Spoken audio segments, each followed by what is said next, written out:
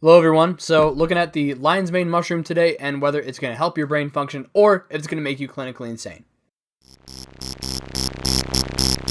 So here's the TLDR, you're probably fine if you're taking lion's mane, most people are, but the following information could be good to consider if you have any pre-existing mental conditions or had never messed with nootropics before or mushrooms. So like with any supplement, keep track of how you react to it. If you start going schizo, stop taking it. And before I get into any of this, this is the perspective where I'm coming from. So I found out about lion's mane years ago through my mom. She's all into the natural alternative shit.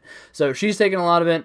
I've taken a lot of it in the form of coffee, capsules, drinks, and supplements, but I haven't experienced any negative effects.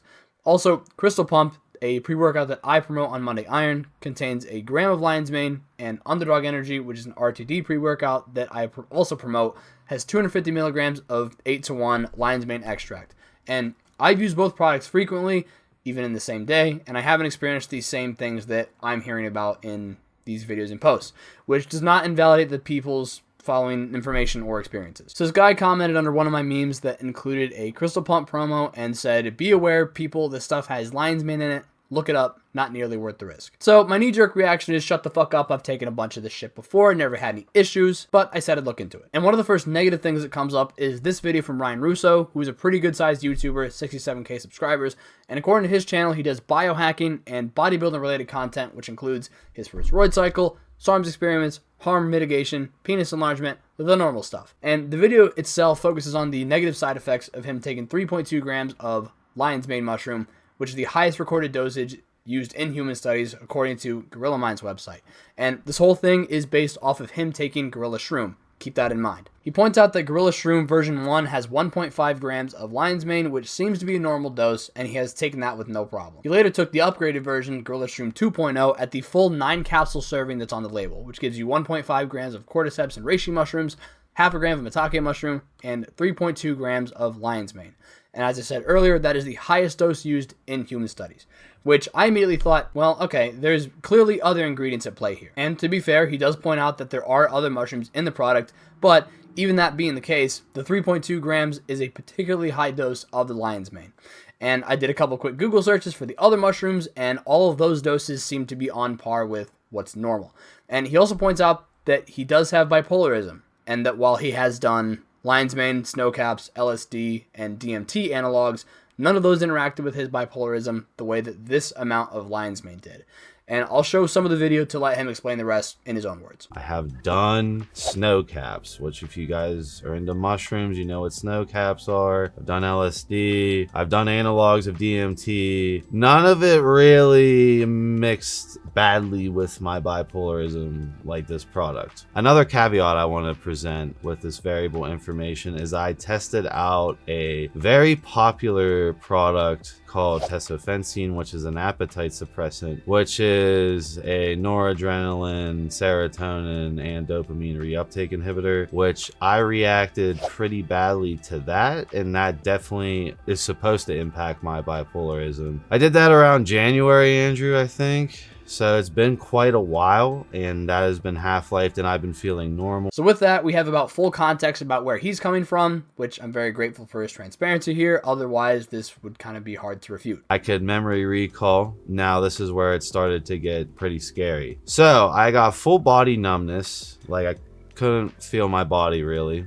My dick, if you guys follow this channel, you know I'm known for PE. I brought penis enlargement to light. It's been a thing I've documented for 5 years to help males, again, with better erection quality. I know a lot about that shit. Let me tell you that lion's mane at this dosage flatlined it to a point where I couldn't feel it. Yes, that bad. Killed my libido. And I remember on my Instagram, a lot of people said, oh, it killed my libido and like stay away from that fucking shit. It sucks. And I remember again, when I would do 1500 to 2.2 grams, like my libido would dip, but it was no big deal. It would go away. 3200, it's gone.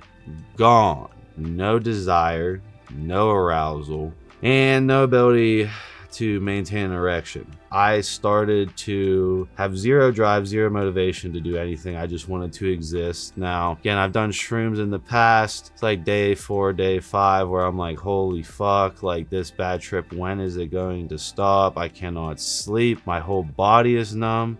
Here's a weird thing, like where I went into the gym, I would go into the gym, no dopamine, no serotonin that I'm in the gym. Like the gym has been my life. I've been a gym rat. Another thing is, like, I could not converse with my girlfriend, and my girlfriend was constantly giving me reads on, you know, you're disassociated, this isn't your personality, and she's constantly realigning me. I asked the audience on my Instagram story to see what everyone else had to say, and the replies pretty much landed on either it had no effect or it had an effect and it might have been a placebo.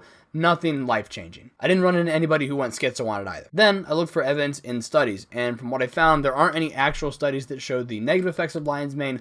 It seems to be all anecdotal evidence on Reddit, YouTube, etc. But, you know, common sense would say that it's logical that there are downsides to a substance that affects your brain. There's also this very reason why people are inclined to speak about it, because if you Google lion's mane, you're only going to see the good stuff about it and none of the risks of it. I'll put links below to some of the Reddit posts where people discuss the downsides, as well as the link to Ryan Russo's video on the negative effects that he experienced. And I'm not going to drag this out. When you consider that Ryan is basically his own petri dish that also has bipolarism, you can probably assume that your body is not going to react the same to the highest recorded dose of lion's mane in humans as his body reacted.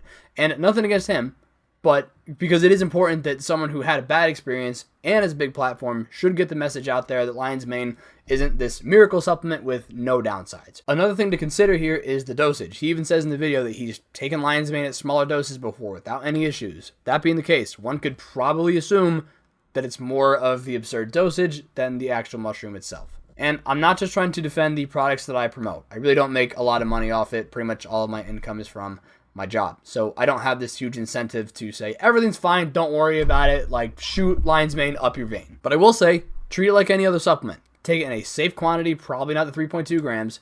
See how you feel, take it from there. You will probably be fine, but if you're not fine, stop taking it. That's really all I got to say. I would love to continue the conversation on Twitter, IG, or in the comments below. Let me know what your experience has been with lion's mane, or if you think there's something in here that I missed. Have a good one.